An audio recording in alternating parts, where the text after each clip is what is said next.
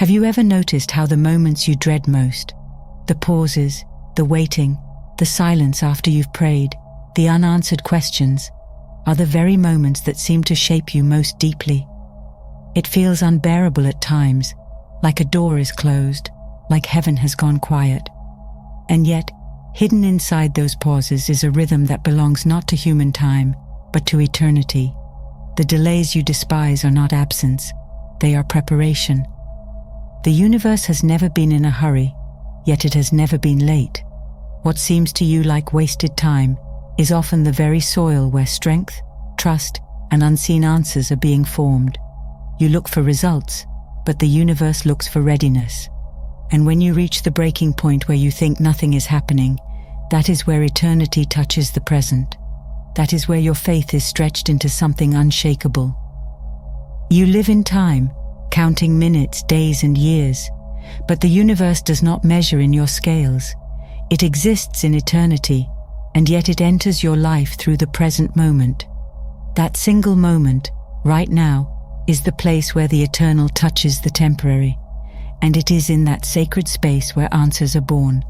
The delays you hate most are not taking place in the future.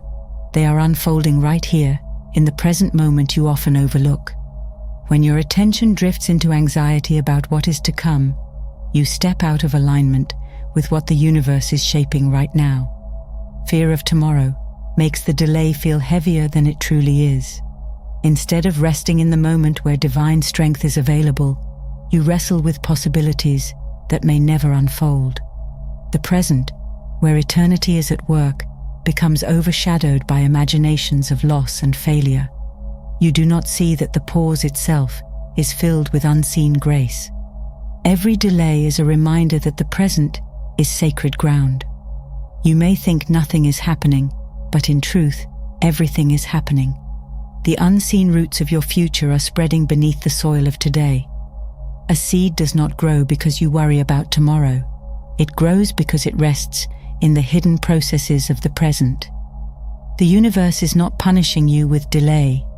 It is preparing you, refining you, shaping you to carry what you long for without it slipping through your hands. Think about it. If answers always arrived instantly, you would never learn trust, patience, or endurance.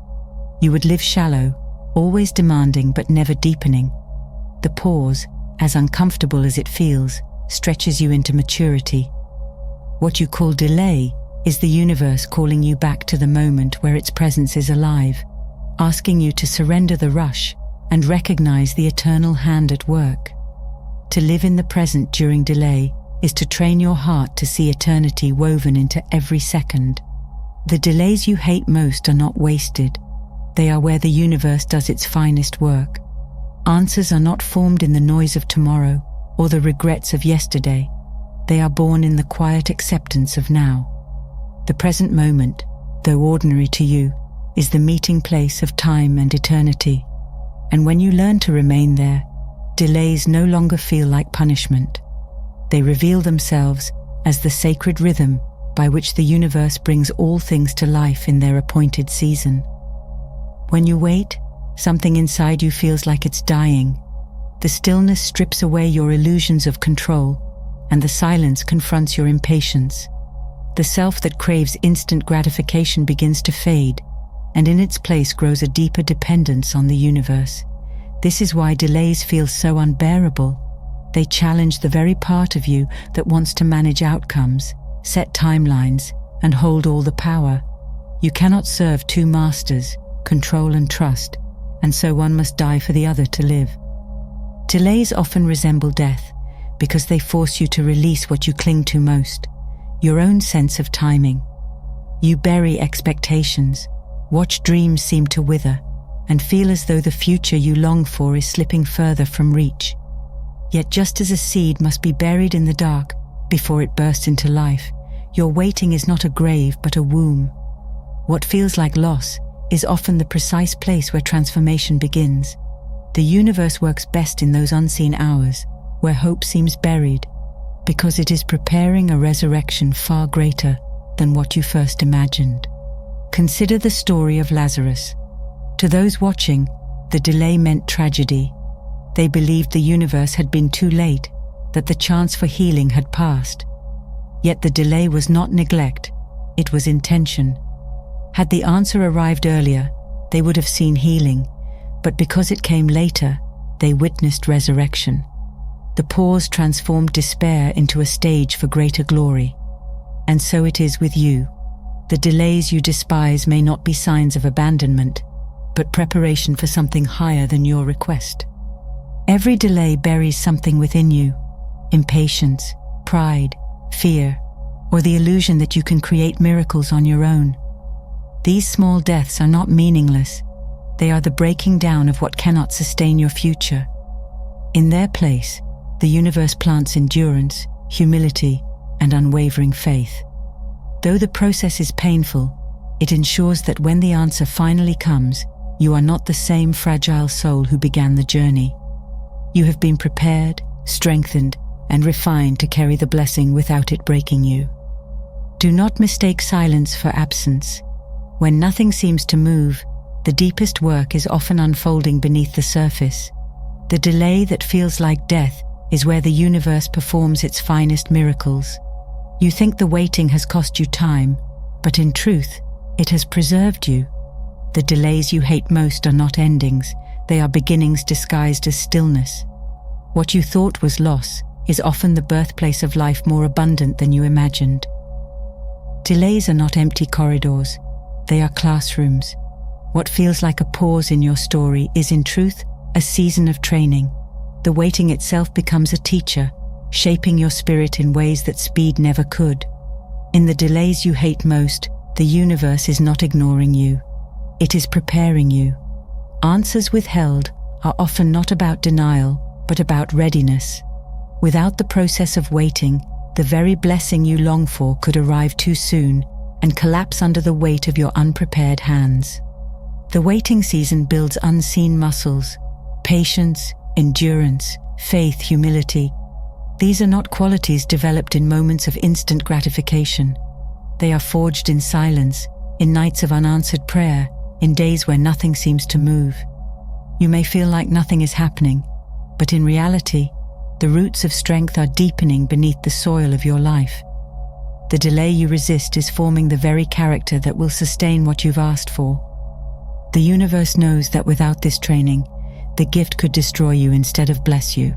During these seasons, the universe often redirects your attention inward.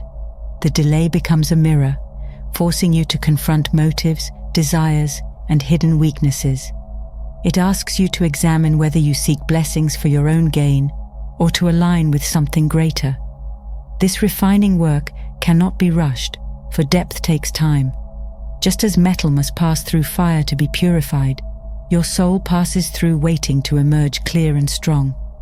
The very discomfort you want to escape is the tool that shapes you into someone capable of carrying what's ahead. The delays you hate most are not wasted. They are construction zones for your destiny. While you long for the door to open, the universe is teaching you how to walk once it does. While you beg for the weight to be lifted, the universe is training you to carry heavier loads with grace. Waiting is not punishment, it is preparation. When the appointed time arrives, you will not only receive the answer, you will also have become the person who can live within that answer fully and faithfully. Delays force you to confront the limits of your own understanding. After all the training hidden in waiting, you still face the truth that you do not see the full picture. You measure life in minutes and days, but the universe measures in eternity. What feels late to you is perfectly timed in the greater design.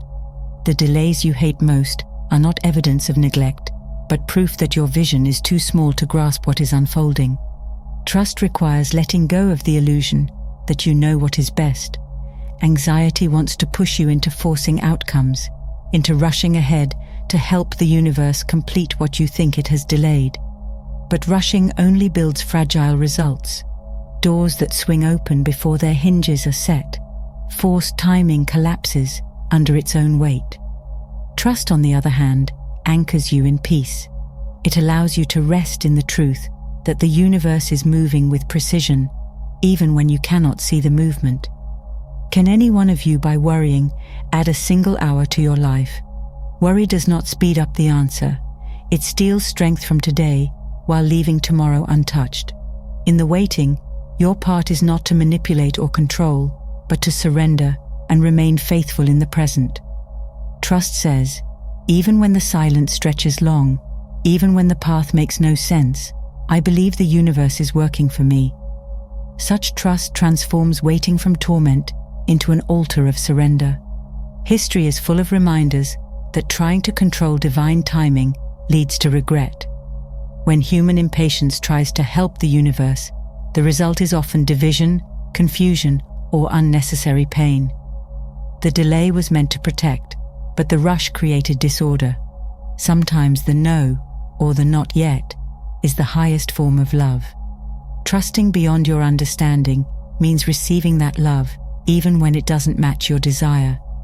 It means believing that the pause is not punishment, but mercy. To walk in this kind of trust is to live free from fear. You may not know when the door will open, but you know who holds the key. You may not understand the length of the delay, but you can rest in the truth that the universe is never careless, never late, never blind to your need. Trust beyond your understanding means loosening your grip on your own timeline and allowing eternity to write its rhythm in your life. The delays you hate most then become sacred reminders. You are not in control, but you are always cared for. Gratitude is the hidden key that transforms delay from torment into peace. After you have surrendered control and chosen to trust beyond your own understanding, gratitude teaches you how to live fully while you wait. Without it, waiting becomes bitterness, an endless focus on what has not yet come. With it, waiting becomes worship, a steady reminder that even in silence you are surrounded by unseen blessings. Gratitude shifts your vision from what is missing to what is already present, and in that shift, the delay loses its power to destroy your joy. When you despise the waiting, you become blind to the daily provisions the universe has already placed in your path. Each new morning, each breath of life, each protection you never noticed, these are signs that you are not abandoned. Gratitude opens your eyes to see that the universe is already working on your behalf, even before the visible answer arrives. The delays you hate most often conceal countless small miracles happening in the background. Recognizing them keeps your heart alive, even when your hands are still empty. Gratitude also strengthens you against despair. Consider how only one of the 10 lepers returned to give thanks after receiving healing. That single act of gratitude marked the difference between being cured and being made whole. In the same way, when you give thanks in the waiting, you are not only holding out for the answer, you are becoming whole in spirit.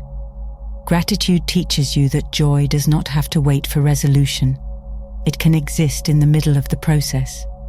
To live with gratitude in delay is to declare that the giver is enough, even before the gift arrives. It is an act of defiance against hopelessness and a proclamation of trust that the universe is always faithful. Each word of thanks becomes a seed of peace planted in your soul. And as those seeds grow, you realize something profound. The delays you once hated were never empty. They were sacred spaces where gratitude deepened your faith, where joy was reborn, and where the universe worked best in ways you could not yet see. The delays you hate most are not proof that the universe has forgotten you. They are proof that it is shaping you, preparing you, and weaving your life into a timing larger than you can see. Waiting is not wasted when it builds the soul that will one day step into the promise fully prepared. The universe works best in the pauses you despise. It works in silence, in stillness, in the hours where nothing seems to change. And when the moment arrives, you will understand. The delay was never your enemy. It was the path. Trust the timing. Embrace the waiting, for the universe works best in the delays you hate most.